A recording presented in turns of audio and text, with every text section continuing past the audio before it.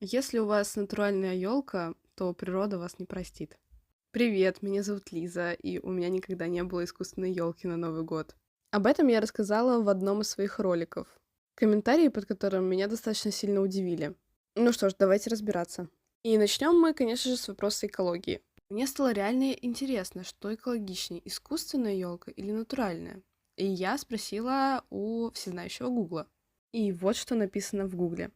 Даже если использовать живую елку только один раз, а искусственную в течение 6 лет, выбросы углекислого газа от живой елки получают почти в 3,5 раза меньше. Кроме того, живое дерево биоразлагаемо. А искусственная елка окупает свой экологический след только в случае ее длительного использования на протяжении минимум 20 лет.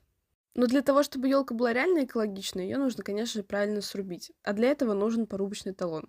Что это такое? Расскажу вам в следующем видео.